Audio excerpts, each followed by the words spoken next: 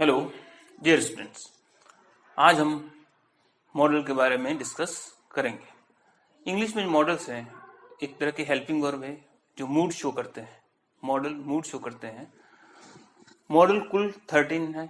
उनके नाम इस प्रकार हैं: can, could, may, might, must, should, ought to, used to, need, dare, will, shall and would।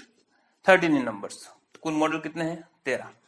Model का जो स्ट्रक्चर है वो इस तरह से: subject, model, subject, model, verb की फर्स्ट फॉर्म और एटसेट्रा। सब्जेक्ट, मॉडल, वर्ब की फर्स्ट फॉर्म एंड एटसेट्रा। हमें कैसे मालूम चलेगा कौन सा मॉडल आएगा? जैसे हमारे पास सबसे पहले फर्स्ट सेंटेंस, दे डैश पे टैक्सेस रेगुलरली।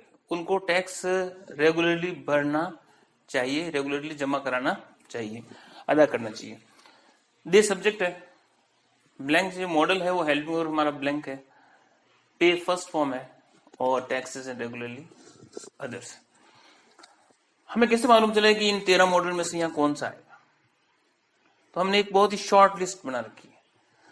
ये शॉर्ट लिस्ट यानी कि कैन कहाँ भरना है, एबिलिटी, कैपेसिटी एंड पावर, इस तरह से सभी मॉडल्स की 13 मॉडल्स की हमने उनके सामने सिचुएशन लिख रखी है। अगर वो सिचुएशन बनती है तो वो मॉडल यूज होगा, क्योंकि हर मॉडल में अगर हम किसी ग्रामर बुक में देखेंगे, कहीं और कहीं देखेंगे तो इतने इनके वर्ड्स दे रखे हैं कि वो एक दूसरे में ओवरलैप होते हैं, कंफ्यूजन करते हैं। हमने उनमें से छांट कर उनकी समरी बनाकर उनको छांट कर ऐसे लिख रखा है ताकि आप जब इसमें फिलअप करें तो कंफ्यूज नहीं हो। दे डैश पे टैक्सेस रेगुलरली।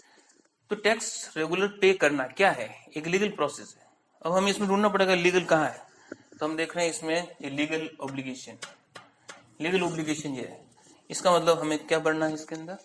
मस्ट। तो हमने इसके अंदर भरा मस्ट। दूसरा सेंटेंस देखिए, dash you live long and sign of exclamation.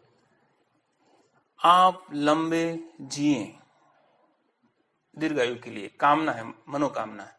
मनोकामना को इंग्लिश में बोलते हैं विश, होप। जैसे हमने कहा कि may you get a good marks, may you get the first position in the class. तो हम यहाँ देखेंगे विश कहाँ है, विश। तो इसका मतलब हमें यहाँ क्या भरना है? मे। तो हमने यहाँ भरेंगे may you live long, may you live long. Third sentence देखिए, dash you like to take tea और कॉफी। चाय लेंगे या कॉफी लेंगे। इसका मतलब हम सामने जो व्यक्ति हैं, जो हमारे गेस्ट हैं, उनको रिक्वेस्ट कर रहे हैं, पोलाइटली रिक्वेस्ट कर रहे हैं, हार्डली रिक्वेस्ट कर रहे हैं। इसमें रिक्वेस्ट कहाँ है? ये रिक्वेस्ट, पोलाइट रिक्वेस्ट के लिए वुड आएगा। हमने यहाँ भरा, लिखा वुड। इसका मतलब हम सेंटेंस को, स्ट्रक्चर को समझेंगे, उसके कौन सी क्या हमें इसका एसेंस आता है वो इसमें ढूंढेंगे और इसके अकॉर्डिंग टू इसमें हम मॉडल बनेंगे। जैसे कैन का है एबिलिटी, कैपेसिटी, पावर, और वही कुड का यही past ability, past capacity and past power, वो कुड बनेंगे। मे तभी बनेंगे जब permission, possibility and wish. Might तभी यूज करेंगे जब लेस पॉसिबिलिटी हो, कम संभावना हो और किसी की कॉज, कारण के लिए हो।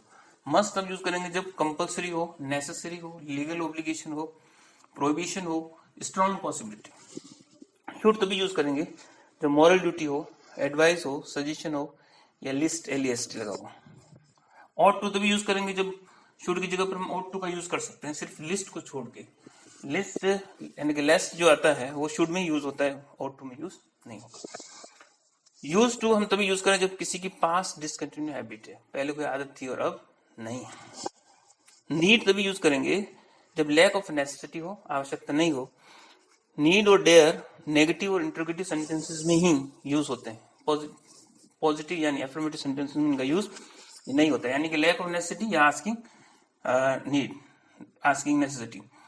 लैक ऑफ करेज साहस के लिए आता है, वो डेयर है। और आस्किंग सास, how you dare to ask me, how you dare to go there, इसमें lack of courage and asking courage. Will shall का प्रयोग तभी करें जब प्रॉमिस हो, थ्रेट हो, डिटर्मिनेशन हो। उसमें भी हम सब्जेक्ट का ध्यान रखें, अगर हमारा सब्जेक्ट आई वी है तो विल आएगा, और बाकी दूसरे रिमेनिंग सब्जेक्ट से तो शेल आएगा। जब हम किसी को पोलाइट रिक्वेस्ट करें या प्रीफर करें, दो चीज में तीन चीज में प्रीफर करें, तो हम वुड का यूज करते हैं। इस तरह से ये मॉडल इनको शॉर्ट में कहाँ ये यूज में आते हैं और किस तरह से सेंटेंस को देखकर उसका एसेंस उसका सेंस निकाल के उसको मॉडल ढूंढ के उसको भरा जाता है। This is the short tips of the models. Thank you.